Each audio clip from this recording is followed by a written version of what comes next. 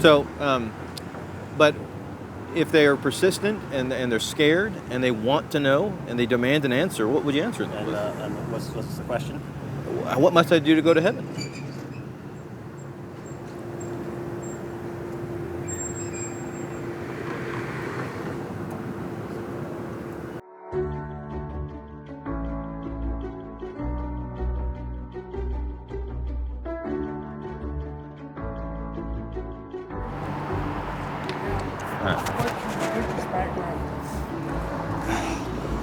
All right, hold on. So, Ed and I, Joe, are here with Andre. We just met. Let me shake your hand. And we're going to have a spiritual discussion, just kind of find out about Andre's background and things, and see if we can share some things with them. All right, so go ahead, Ed. Yeah. So, what's your religious background, man? Christian. Are you part of the LDS? No. Okay, very good. Where do you go to church? I don't. You don't? Oh, brother, we have a church on Columbia Lane called First Baptist Church of Provo that we would love to invite you to. So, I'm actually preaching this upcoming Sunday. I don't know if that'd be a determinant or not. I'll be preaching from Romans 8. So, you said you're not LDS. What's your religious background? Christian? Like, do you have a specific denominational association? Okay, yeah. Yeah, that's what we are. So. Did you grow up in the area?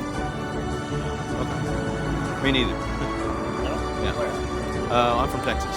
Actually, he's from Texas. So. I'm from Texas. Yeah. For me, it's full-time ministry. So I just want to reach out to women people, and I really love them. And I really love Utah. I mean, aesthetically, it's a beautiful area. So, you know, it's a lot flatter where I'm from. What about yourself, man? Where are you from? Florida most of my life. Florida, okay. What I live in Florida. Southwest Florida. Okay. Southwest, nice. Towards Miami, or? No, the other side. Oh, okay. Gulf side. Gulf okay. Coast, yeah. Okay. Yeah. So this is not your first time. How long have you been in Utah, the two of you? He's been for a year or so now. Yeah, so that's kind of a hard question to answer because I've visited out here 6 times trying to decide whether or not it'd be a good fit, whether or not it'd be good involvement with the church that I told you about. And the last time I was out here, I lived out here for 7 months, and God just confirmed through the church and also within my own spirit that I need to be out here, and I absolutely love the church family.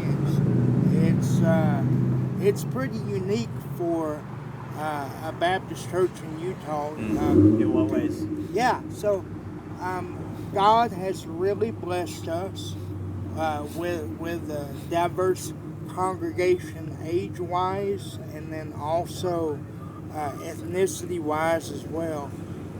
We have people in our church that are Navajo, Native American. We have one dear brother who is from Ghana and also India. He's half Ghanaian, half Indian.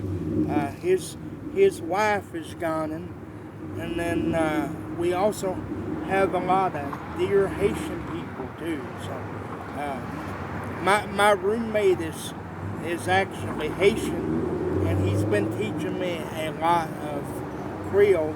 But most of the things I know are insults, so they're not very polite. So yeah. So you said 7 months that you've been here? No, I lived out here for 7 months before. Before, and then you came Yeah, back? yeah, and then I was in Kansas City before that. Okay. And I moved back to Kansas City for a little bit to finish up some coursework. And then I moved out here full time really once the pandemic hit and Kansas City shut down completely. So a little more than a year. Yeah, so I moved out here on August 3rd. So, so August yeah. 3rd of 2019, you said before the pandemic hit. Right. So I moved out here for 7 months in 2019. Went back to KC to do some coursework, and then came out here full time Right August before of COVID. 20. Okay, August of 2020? Yeah, right in the middle of COVID. Oh, Yeah, okay, right in the middle of Okay. the pandemic. Yeah. So, which was a brave move, moving across the country. But you know, I love it here. I want to see LDS people and others come to the biblical Christ, and so. Hey, Andre, one of the things that we like to ask, we especially like to ask other Christians, you know, if we want to kind of see the understanding of the gospel in as many people as we can. And so if I was to come around that corner and I've got a knife in my back and I'm dying, and I say, hey, you, sir, and I look at you, Andre, I'm dying. What must I do to go to heaven? What would you say to me? I got 3 minutes to live here. I called the ambulance. I called Oh, well. 911. Yeah, but I've only got 3 minutes. Now I've got 2 minutes and 30 seconds. That would be of almost no concern to me. Yeah, that's almost no concern to me. It's a dire situation. He's bleeding, and for whatever reason, I have this understanding that he has 3 minutes to live. I'm going to get him as much help as possible for him to be able to have the best likelihood of actually surviving this incident. And the only thing I'm going to tell him, really, like, realistically, like someone who's really in that type of a situation, I don't know if that's something that someone would consider. They're in a very, very high emotional state, and I just want to get them as calm as possible so they can just like be in as much peace as possible in that specific situation, while I get whoever I can to assist them. So, but if they are persistent and they're scared and they want to know and they demand an answer, what would you answer them? And what's the question? What must I do to go to heaven?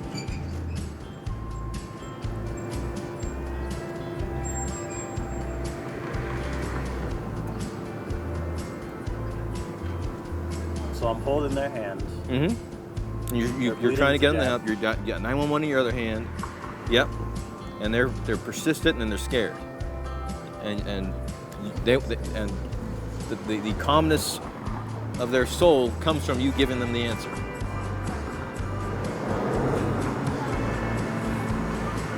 Just believe in Jesus and breathe. Okay. That's it. Okay.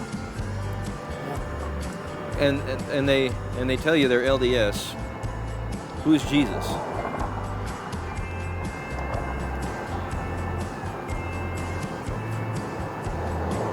I don't know. This doesn't seem like a. Yeah, I know it's far fetched, but it's meant to kind of test our understanding, and that's okay. Yeah. Well, because the thing is if we're Christians and we're going to believe, say we're believing in the teachings of the church that brings us into God's presence, that means we ought to know the gospel, right? Yeah. So we can run through this real quickly to number one, demonstrate our need for the gospel. So Andre, let me ask you. I don't want to put you on the spot, but I ask you this question: would you consider yourself to be a good person?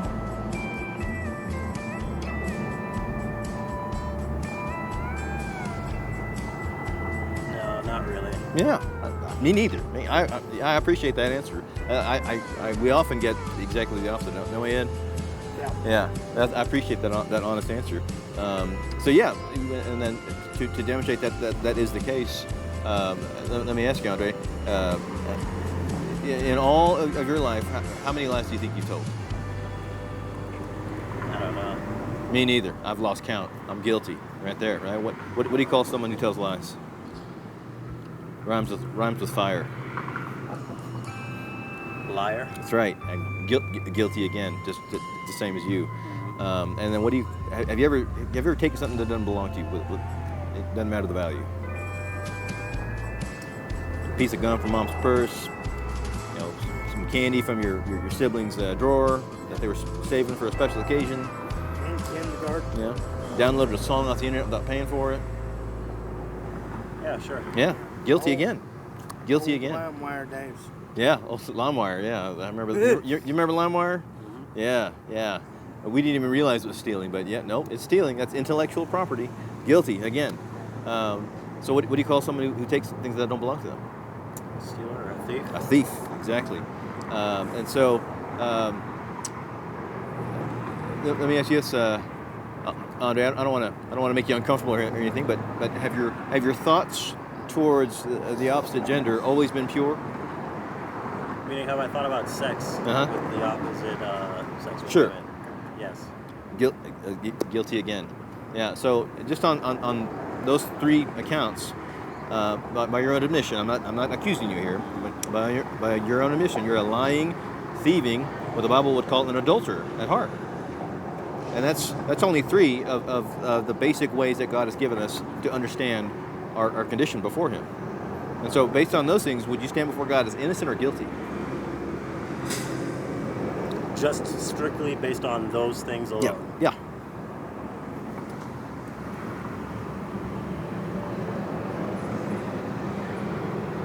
And nothing else.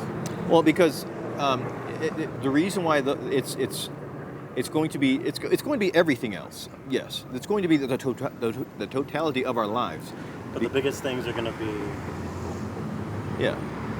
lying, adultery, and well, we can go all the way down the list. Have you ever wanted something that didn't belong to you that you couldn't have? Can we go back to like the other question of Sure. like if I'm before God? Yeah. You said based on the sins. Yes, exactly. What would I be accused of being guilty or? And again, we're standing shoulder to shoulder on these things. We're with you on, yeah.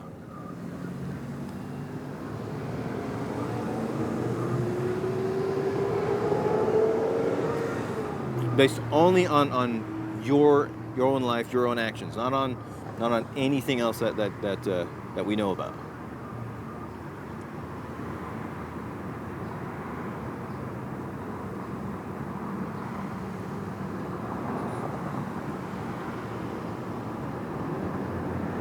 Guilty? I appreciate your honesty. Yeah. Again, me and my brother here, guilty as well. Guilty, for sure. Yeah. And so, what should God do with a guilty sinner?